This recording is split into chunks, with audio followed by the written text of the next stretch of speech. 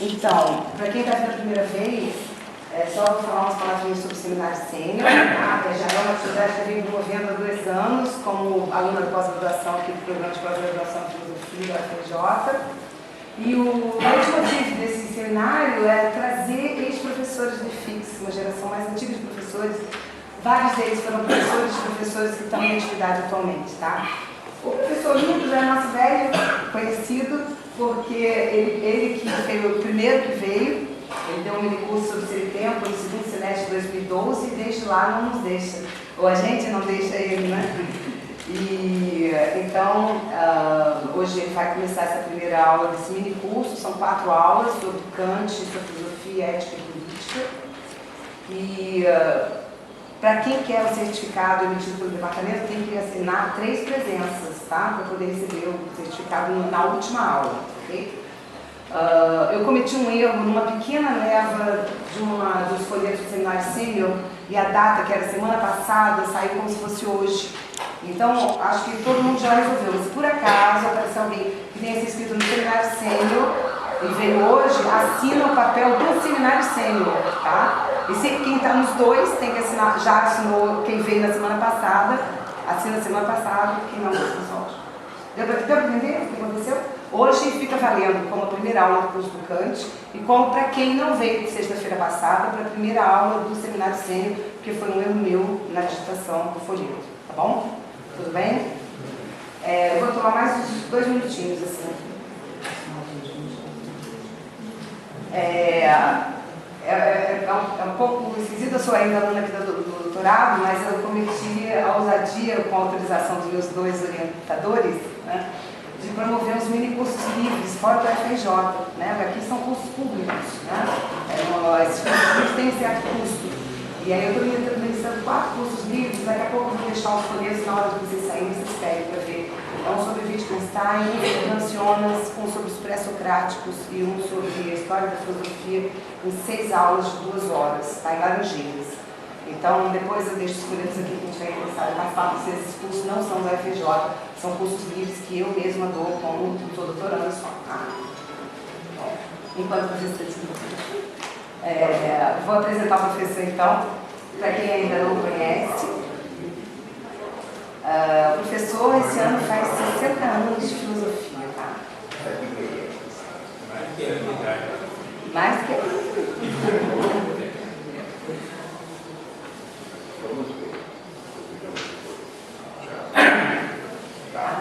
Alguém tem alguma pergunta sobre a dinâmica do seminário? Tudo bem? Tem muita gente nova. Tá? Eu queria dizer que fiquei muito contente, tem gente de mais de 10 instituições, tem gente de vários cursos, economia, história, ciências sociais, direito, psicologia, medicina, muito legal. E até de 2º grau. E tem mais gente nesse semestre da pós-graduação do que nos outros semestres, o que é bem legal também. Tá? Tem gente de mestrado, doutorado, tem de especialização de outras instituições, tem alguns professores, inclusive de outras universidades, como o Kleber Andrade, que é meu colega aqui da pós, Kleber. É que eu não vou poder, infelizmente, eu não vou poder assistir as aulas do professor, mas depois eu assisto a gravação. E o Kleber vai ficar no meu lugar, fazendo essas introduções e moderando depois o debate no final, tá bom? O Kleber já é professor de Ciência Política na UF, mas está de licença estudando na pós-graduação aqui no PPGF, tá? Bom, então apresentando o professor Lindo, dando início aos trabalhos. Esqueci mais uma coisa. Na última vez que nós nos encontramos, sexta-feira passada, eu não tinha a confirmação do professor Franklin Traim do Seminário Sênior.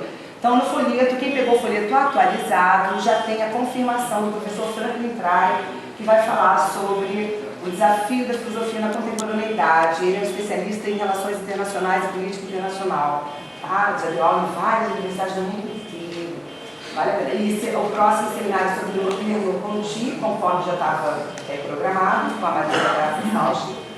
E depois é a professora Helena Garcia, que ainda não definiu o tema, mas na próxima vez eu já venho com o tema definido das últimas vezes.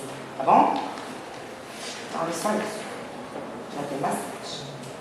Então o professor Lindo, como eu falei para vocês, esse ano ele completa 60 anos de graduação em filosofia. Ele se formou filósofo e teólogo. Ele se formou em Filosofia e Teologia no Instituto Pio XII, em São Paulo. É um instituto cristão camiliano, da ordem camiliana. Ele fez mestrado em Roma, na Universidade de São Tomás de Aquino, e o tema da sua dissertação era Verdade em Tomás e em Kierkegaard. Fez doutorado sobre Heidegger na Universidade Católica de Louvain, na Bélgica, em 72, e o título da sua dissertação é Imaginação e Tempo, onde ele faz uma articulação entre Kant e Heidegger. Tem 2 pós-doutoramentos, o primeiro nos Estados Unidos, em 84, sobre valores morais, e o segundo o fez voltar a Louvain, em 92, para pesquisar a justiça em John House. E nos últimos 30 anos, ele dedica sua pesquisa ao campo da bioética e é considerado o maior bioeticista do Brasil. Lecionou no Departamento de Filosofia aqui da UFRJ de 72 até 93 e foi o principal articulador da criação do nosso programa de pós-graduação, do qual eu sou aluna e tem vários alunos do PPGF aqui. Durante o período que ele foi chefe do departamento. Foi chefe do departamento vários períodos, durante esses 20 e poucos anos que trabalhou aqui, e nessa época ele criou o PPGF. Primeiro o mestrado, depois o doutorado. Também se empenhou ativamente para a criação da ANPOF, que é a Associação Nacional de Pós-Graduação em Filosofia, que nesse ano realizará o seu 16º Congresso Bianual em Campos do Jordão, no final de outubro. Após a sua aposentadoria aqui na UFRJ, o professor Olinto passou a lecionar no Departamento de Filosofia da UERJ, aonde se aposentou pela inscrição. Aí, ele ainda ministra aulas na universidade, foi professor visitante, e ele dá aula na UERJ, mas por um outro programa de pós-graduação, que é um programa interuniversitário, que envolve a UF, a UERJ, a UFRJ e a Fiocruz. Chama-se Programa de Pós-Graduação Interuniversitário em Bioética, e temos alguns representantes aqui também. Tá? Lá nesse programa, ele dá aula toda semana de filosofia, tá? Para esse grupo de pós-graduação em bioética.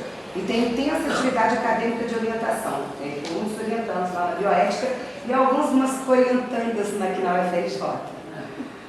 Além da vida universitária, o professor Olinto participou da criação da Sociedade de Estudos e Atividades Filosóficas, chama-se CEAF, que é uma instituição que teve grande importância para o retorno do ensino da filosofia no ensino médio no Brasil.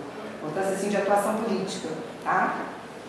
Há mais de 40 anos, o professor, que foi padre até quase 50 anos, ele mantém uma atividade social na comunidade do Borel, lá no Tijuca, onde criou e mantém escolas de educação infantil e profissionalizante, creches que cuidam mais de 200 crianças, um pequeno ambulatório médico, onde eu trabalhei durante cerca de um ano, uma igreja católica, 2 igrejas católicas, né?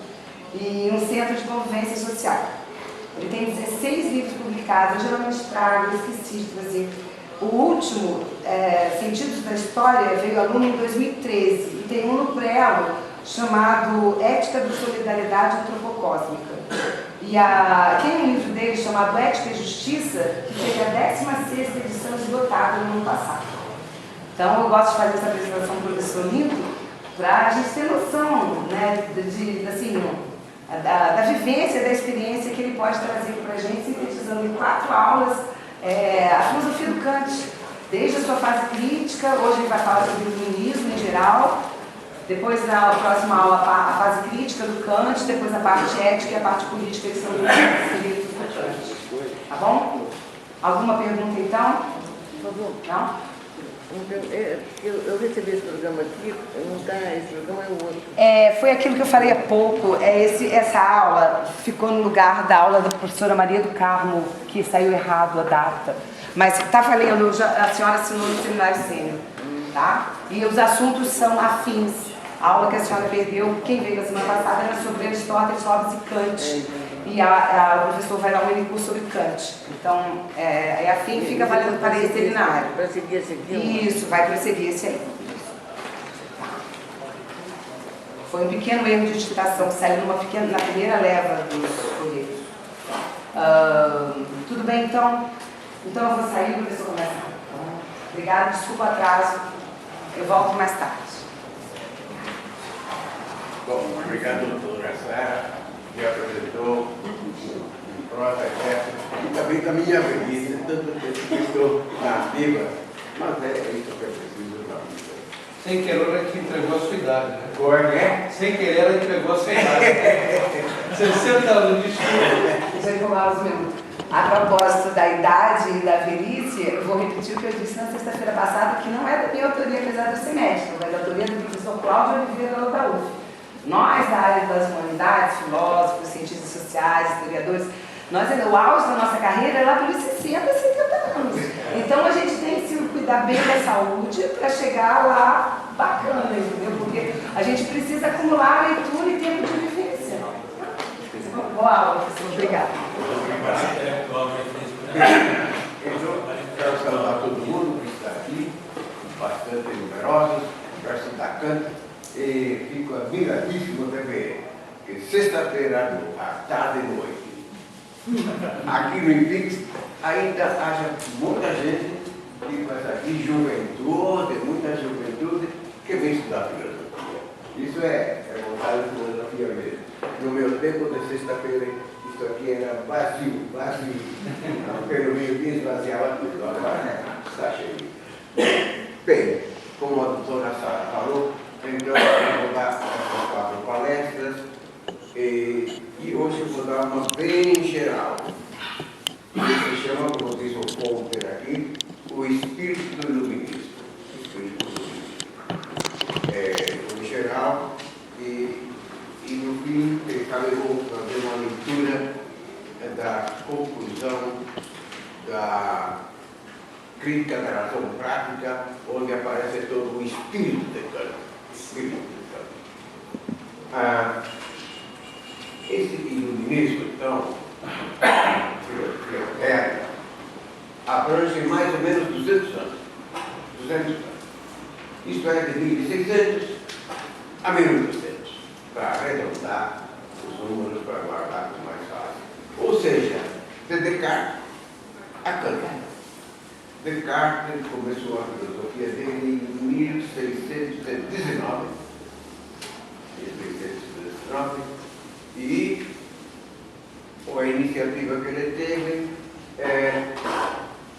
mais ou menos terminou com Kant quando ele morreu em 1804. Então, de 1600 a 1800. Então, vamos ver o espírito dessa época.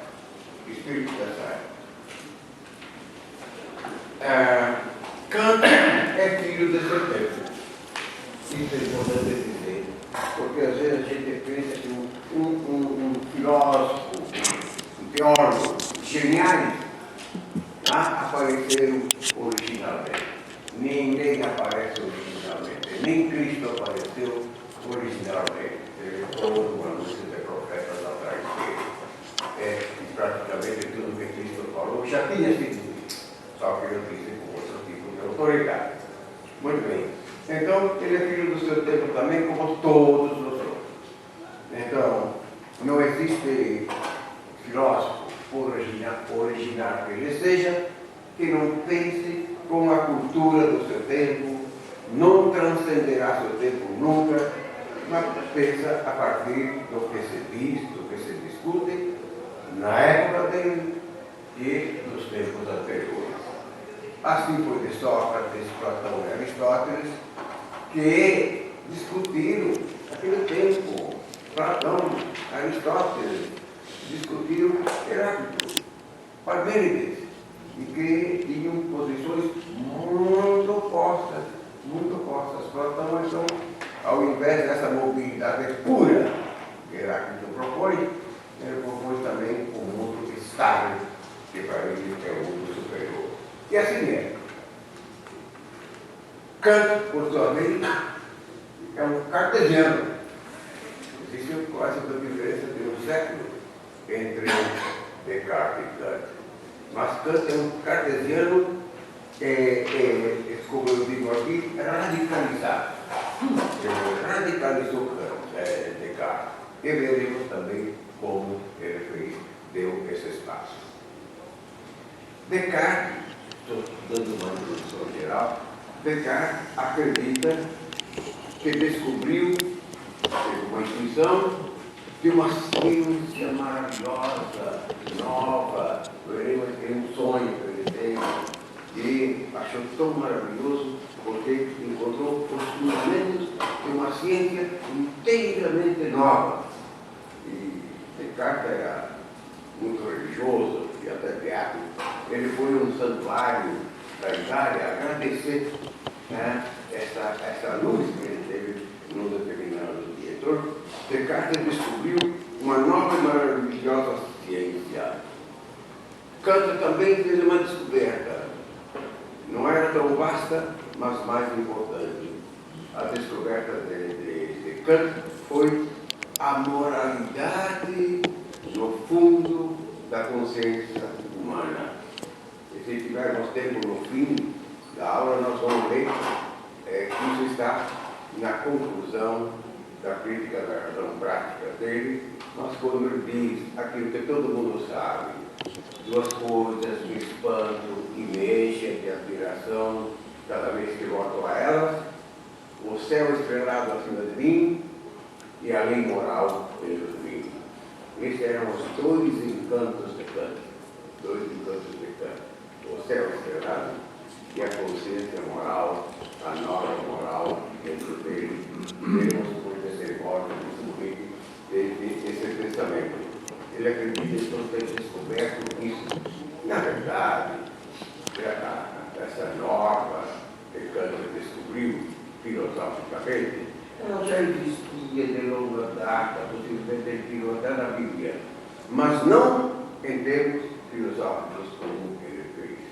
A originalidade dele está nisso, determinado passo.